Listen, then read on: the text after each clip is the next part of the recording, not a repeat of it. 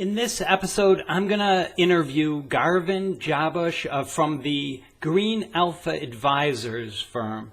They have an interesting investment strategy based on the next economy. This is the Impact Financial Planners podcast with Bill Holliday, making sustainable, responsible impact investing easy for socially conscious investors who want to make a positive change in society through their investments.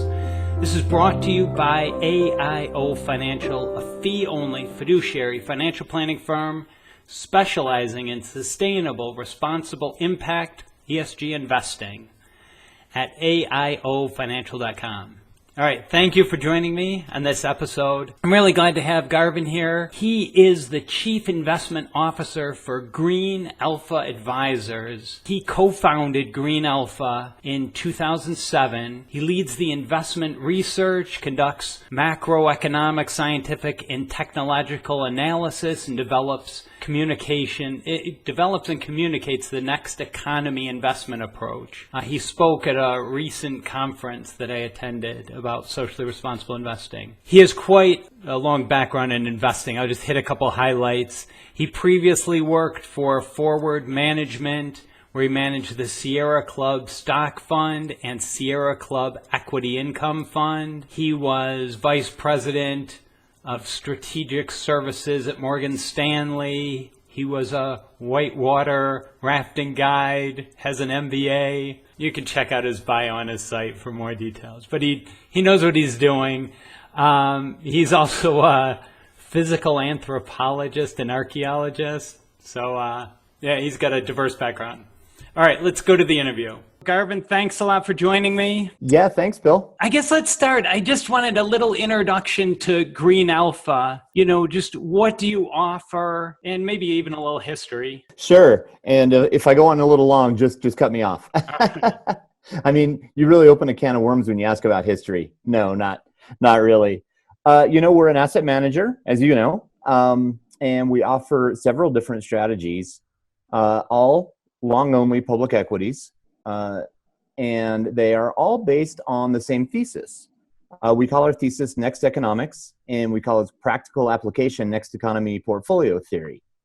And the idea there is, and here I'll give the little bit of history, is that we perceived, my co-founder, Jeremy Deems, and I, a few years back, we perceived that the way that sustainability-focused equity investing was only addressing about half the picture.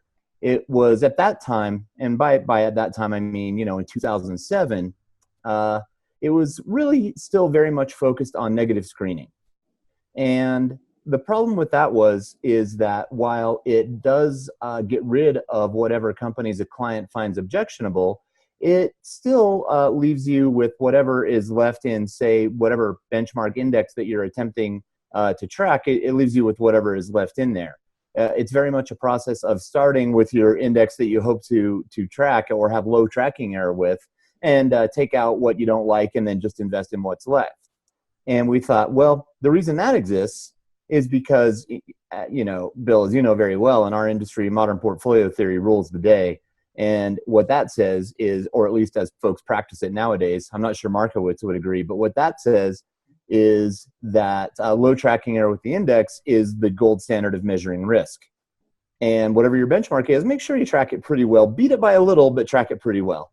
And we realized that what that is doing is limiting our exposure to what's next in sustainability.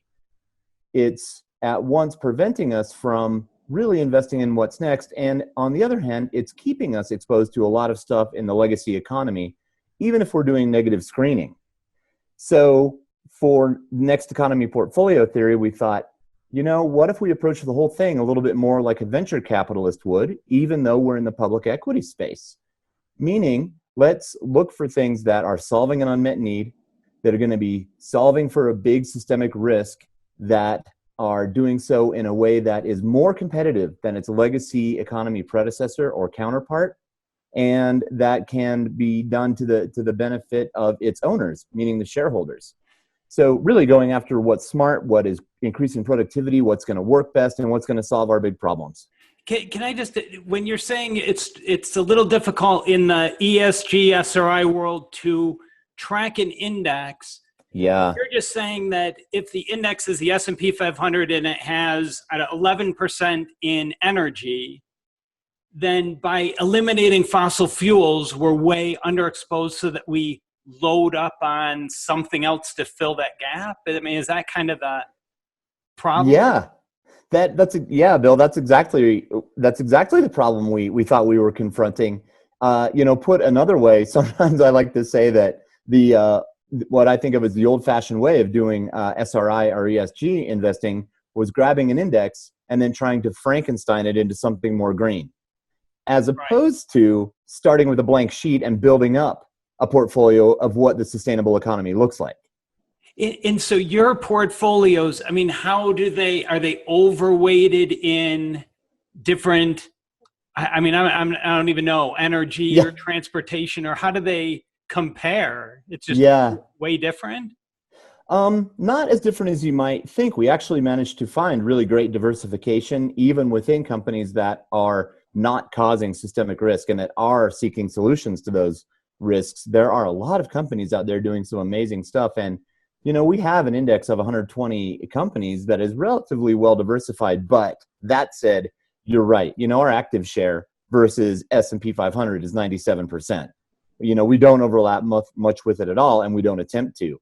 Part of that is we don't believe you can correlate with the legacy economy and still have appropriate portfolio exposure to what's coming next. I could And so, imagine your companies or your portfolio would have a lot more small caps too than an S&P, because you're getting the yeah, companies that are trying to put something new out there. yeah, Bill, Morningstar calls us mid cap, but the truth is we're all cap. We do go right down into the micros and right up into some of the big guys. So not having an all cap category, Morningstar just kind of throws up its hands and says, well, okay, you're mid cap. Sure. But you're right. We do. We have some smalls. We have quite a few mids, and we do have some larges and even a couple of megas. And to get back to your previous question, we find that we do have more weight than most major benchmark indices in tech. We definitely have more in renewable energies. Energy overall, we find that we're either kind of in there with the indices or maybe a little bit more. We do think that renewable energies, if you're careful and have a value-based approach, and therefore pick what I would think of as the right ones in that area, do have a long, bright future ahead of them as solar goes from, for example, wind too, but as solar goes from 1% of the global energy mix to 50% over the next 30 years. Obviously, there's a ton of greenfield and growth ahead of that industry. Again, if you're smart with your picks. You can't just indiscriminately buy solar right now because it's a little bit of a maze. Sure. But as long as you're careful, I think there's just fantastic opportunity there. So we do tend to have more weight in some areas than others. And then the other tricky thing with that is, how do you measure what industry you're even in? S&P 500 uses GICS, the Global Industry Classification System. Well, according to GICS, you don't even have energy exposure if you're not burning something to make the energy. So our solar and wind exposure, according to GICS, looks like a technology. Oh, Well, that's fine, but it doesn't look very good on the pie chart. It makes us look way overweight on technology and way underweight on energy. sure. So we find that we like the Bloomberg industry classification scheme better, and that's what we use on our fact sheets and such, because they do make that differentiation. They're maybe a little bit more forward-looking than the old school GICS is. So it's interesting. By what yardstick are you even measuring those things? And so I saw you have 5 or 6 different offerings. Yeah. And are they looked like one mutual fund and 5 separate account strategies. Are they similar strategies? And actually, how do you even access them? I didn't see where are they held or where can they be purchased? Sure. So I'll take those in reverse order just because that's what comes to mind. The mutual fund, of course, NEXTX, can be purchased on any brokerage platform or via your advisor or anywhere you can buy a normal 40 Act fund. Right. Held at Schwab or Fidelity or Vanguard or just wherever.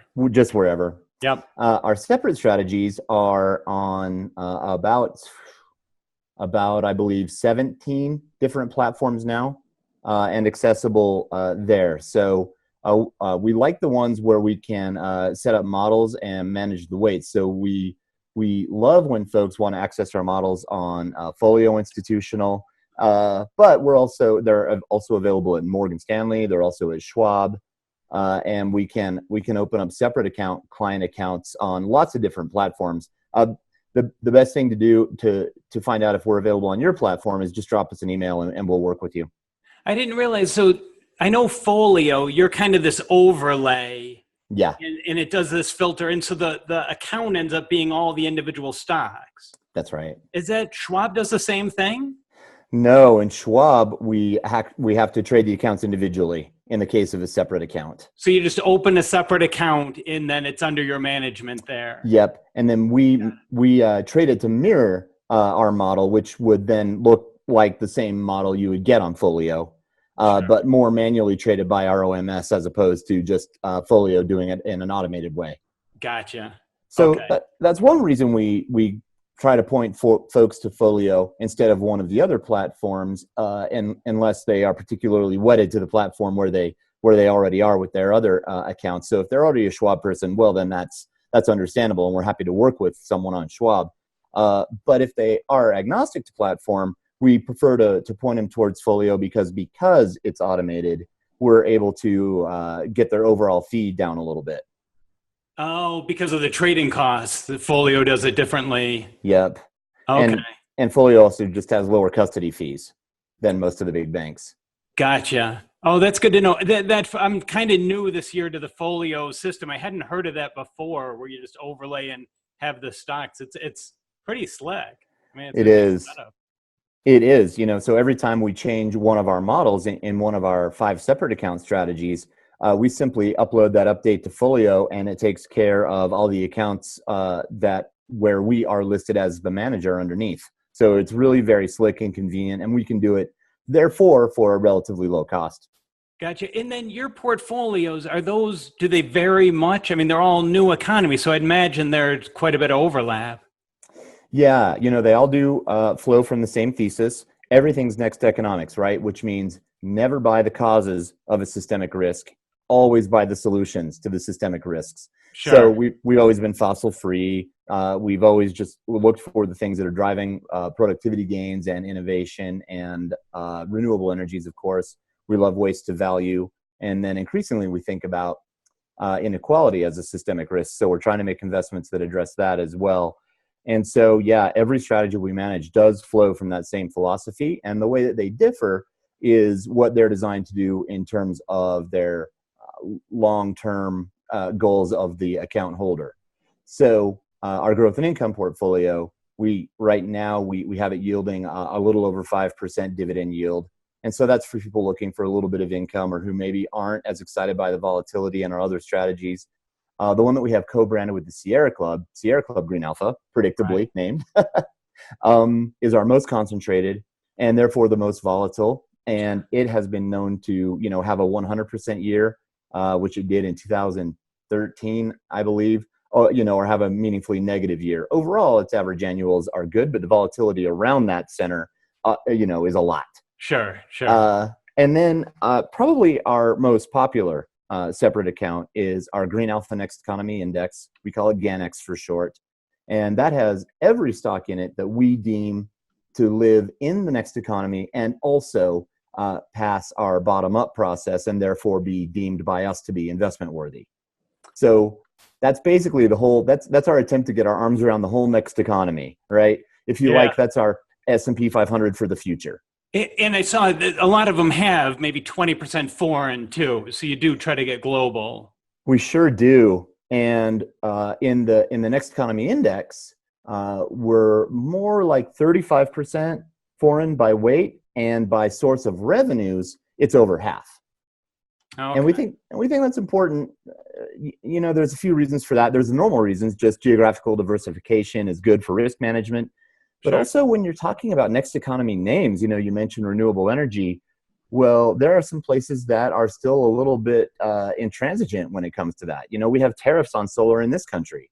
So it's really nice that some of my solar manufacturers have most of their distribution in Southeast Asia. They're not confronted with that, and they're still making plenty of money. So that's part of what I meant when I mentioned earlier that renewables are tricky right now, and you've really got to do your homework to pick the ones that have the best shot at being the winners. Yeah, some of these I could see being a longer play. I mean, eventually, we're getting off of fossil fuels, but it could be a long, depending on administrations and Yeah. government policies, it could be whatever, not a straight line. Yeah, that's right. When I mentioned that it looks like solar is poised globally to have, a 25x growth in its deployments over the next couple of decades, I don't think any serious economist or thinker disputes that. But you're right, it's not going to be a straight line. It's going to be uneven. It's going to be lumpy. It's going to be tricky. So you definitely want to benefit from that growth, but you really have to have your eye right on it all the time Yeah. to really get the benefit from it. And then the other side's equally true. Fossil fuels will be phased out and at least greatly diminished over the next couple, 3 decades, but that also won't be a straight line. Right. Sometimes people ask me, hey, why don't you have a long short strategy and get short the causes of our big risks, right? So fossil fuels and internal combustion Yeah. engines and, Get a little bit glyphosate more makers. volatility in there. That just scares me. Like, I do think that over the long run, a fossil short would be a great idea, but am I going to have to pay a big mark to market tomorrow? Yeah, maybe. And I don't want Yeah. to. Yeah. Yeah. Yeah. You don't know right. I could see avoiding that. Yeah. Yeah. So does Green Alpha, do you guys engage with shareholder advocacy or voting proxies, that kind of We're, engagement? yeah, well, we're really aggressive on voting proxies. Arena Abbott, who is our boss of marketing, also takes care of that. And she very carefully reviews every proxy. And then in our investment committee meetings weekly, we review all the ones that she has any questions on. We've got a long manual that is full of everything we want to vote on and or against. So, we always vote for more diversity on boards. We always vote to change the auditor. We always are careful with executive comp, all of those issues. On the other side, though, in terms of reaching out and actively engaging, while we have done a little bit of that, we're not as aggressive there as some ESG managers because we simply don't own the causes of the big problems. So we're not going Oh, to right. take the approach of buying, say Exxon and then pressuring them to put a climate scientist on the board. Other managers have taken that approach, and that's absolutely valid. I think we need to address our big risks on all fronts, but that's just not our approach. I'd just rather not hold that to start with, and therefore I don't have anything to engage with. Right. Now, sometimes inside of solutions providers, we will see something that we think is worth engaging on, but it's just not as common. That makes sense. And how about you do fixed investments? I mean, do you do community investing, or I mean, what kind of fixed investments do you get into? We've just gotten started in that in the last couple of years, and neither me nor my co-founder Jeremy Deans, nor the other member of our investment committee, our chief operating officer Betsy Mosetter, none of us have experience in fixed income. So for that, we have engaged a third party, Charles Sandmill, whom you might know. He's been a green bond guy for years, and he really knows what he's doing. So he helps us select those. And no, we're mostly corporates and some governments, especially when they are project bonds, where they're appointed specifically at a municipality, say, that's working on a well, I guess that could be community solar, but not so much a community bond, more municipal, and Yeah. then also green bonds from corporate America. But even there, they need to be within what we would think of as the next economy. Yeah, So I mean, I guess yeah, community investing, that's kind of a vague topic, but supporting or green bonds or supporting your screening on your fixed income for yeah, causes that fit your thesis or fit your mission. yeah, exactly. And so our role in that is to let Charles know, here are all the corporate actors. If you like, here's the list of the Ganex companies that we think belong in the next economy, and we therefore would be pleased owning their debt. And then his role is then to go out being the bond expert, which again, we're not, is to go out and find debt instruments that those companies issue that we can then put our fixed income interested clients into. And he also looks for green bond funds that we can aggregate into, if you like, sort of a portfolio of funds. Sure. Yeah, So all that's, yeah. What about, could you just touch on some of the other areas? I know energy makes a lot of sense. We know where it's going. Here's where we are. Here's future. Yeah. What other, to get a diversified portfolio, what other industries or areas are you looking at? Everywhere there's an innovative disruption that is either in greatly, hopefully, improving the productivity of the economy, or directly solving a risk in a way that, again, disrupts its predecessor, we're interested in. So starting with agriculture, we're interested in things that support indoor farming. As the Green Revolution allowed us to escape Malthus's curse, and the Club of Rome said we were going to run out of ability to feed ourselves with world farming, as early as the mid 70s. And of course, we avoided that with herbicides, pesticides, and of course, fertilizers. But now that's run its course. And, the UN is saying there might be 50 harvests left in the topsoil of most of the world. So we think, well, what's a solution? And increasingly, folks are turning around the world are turning to indoor farming.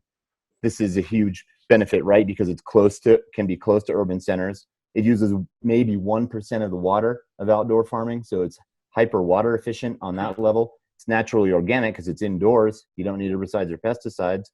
But it's energy intensive. So where are the investment plays there? Well, companies that make grow lights are obviously key. The companies that actually provide the infrastructure, the repurposing of the shipping containers to do that. And then of course, they all need to be covered with solar panels and have access to wind energy as well. So there's an interesting nexus there. And there's companies that make the more crop for drop indoor irrigation systems that make interesting verticals. And then, where else around the economy?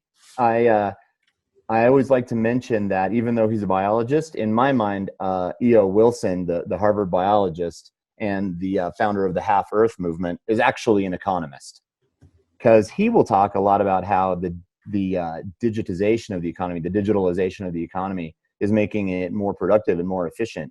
Well, in economic terms, what he's saying is our technology and innovation is proceeding to the point where we're getting a lot more economic outputs out of far fewer economic inputs.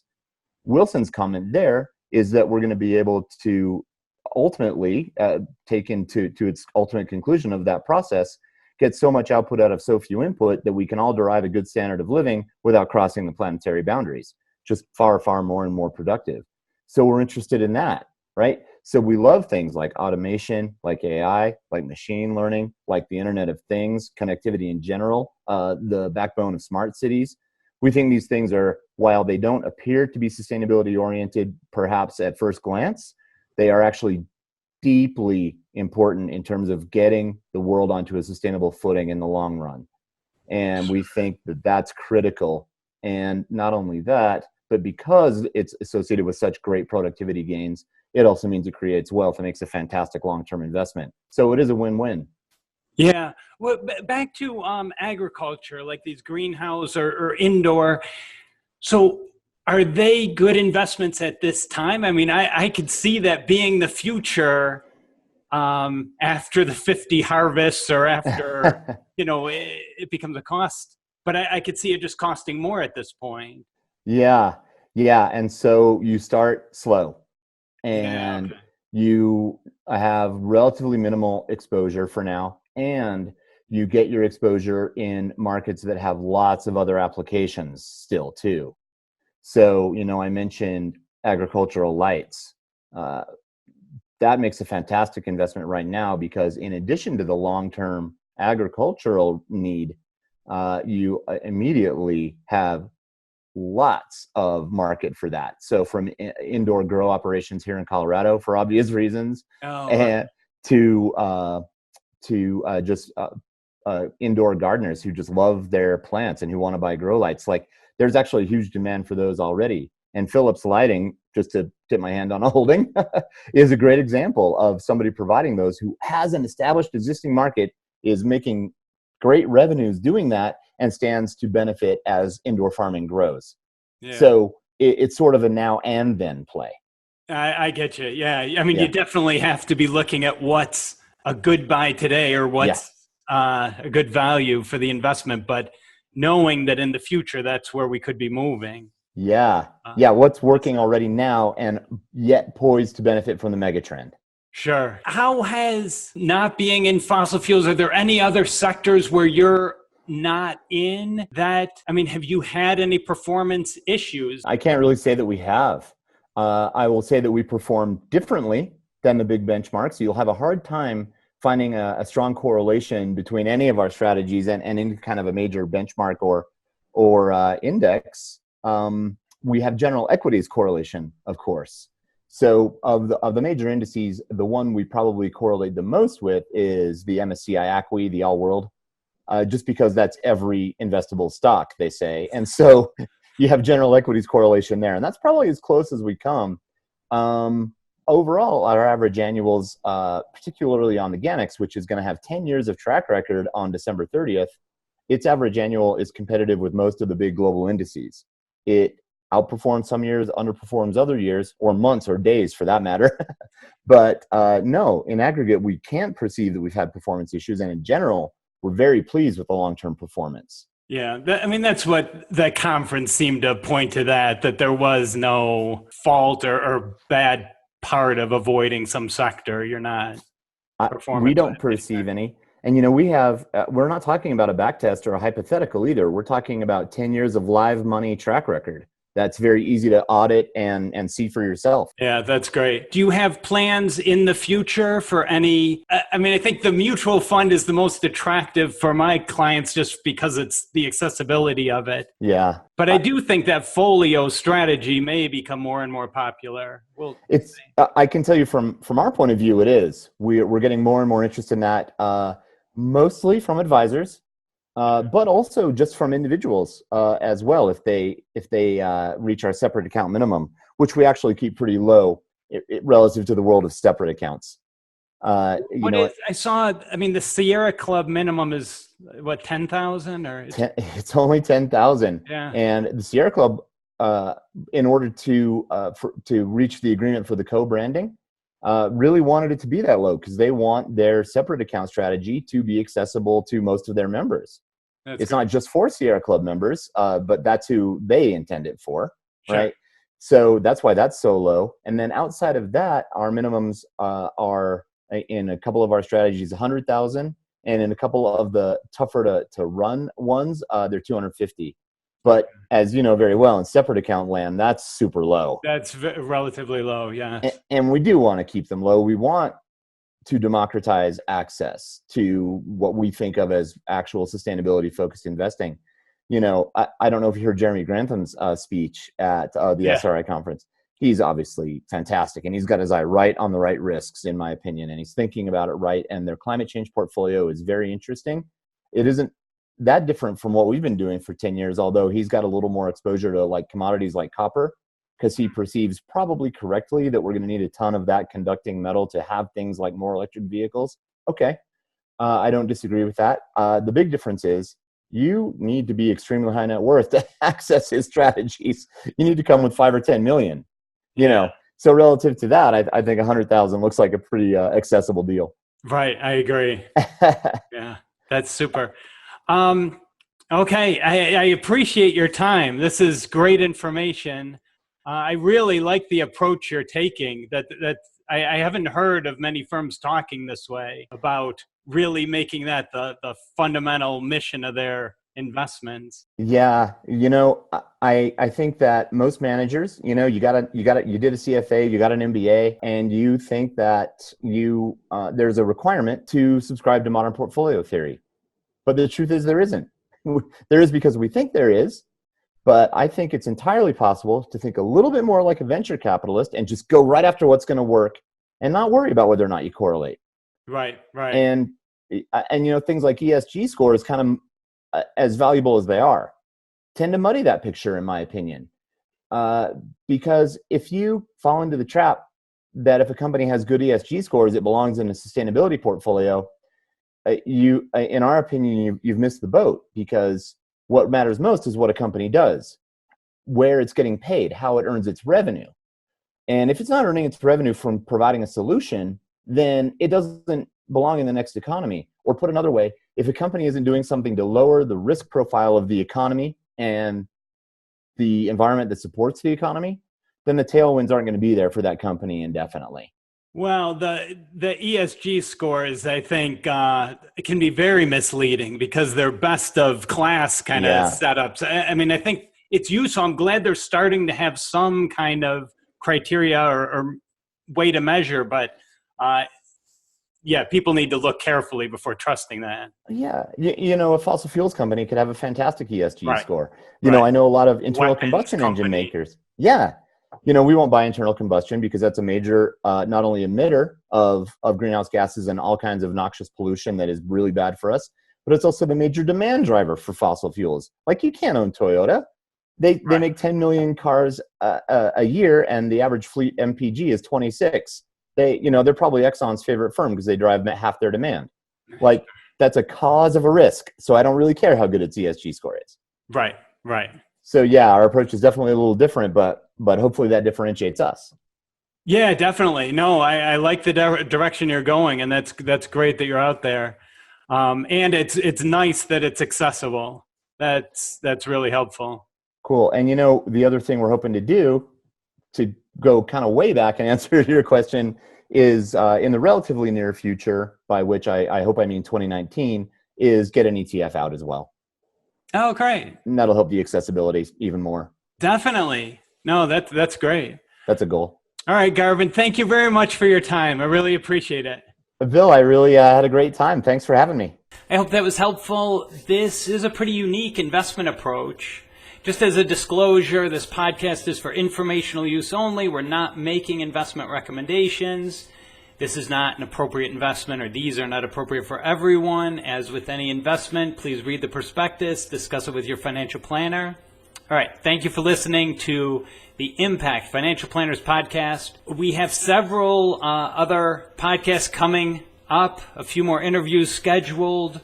We have several coming up. Every couple of weeks I'll be posting. This has been brought to you by AIO Financial. If you need help with any part of your finances, please contact AIO Financial for a free meeting, aiofinancial.com. As always, I appreciate your feedback. I love comments on the YouTube videos, on the podcast. Comments are great. You can also email me or send me a Twitter connection or Facebook, whatever works for you. My email address is bill@aiofinancial.com. I will respond to any comments I get. All right. And if you like these podcasts and videos, please leave a brief review and rating on iTunes or Stitcher or Google Play or at YouTube. Please subscribe to the channel, post a comment. It'll make it easier for other people to find this, to move this work forward. All right. Thanks a lot. Take care. Bye.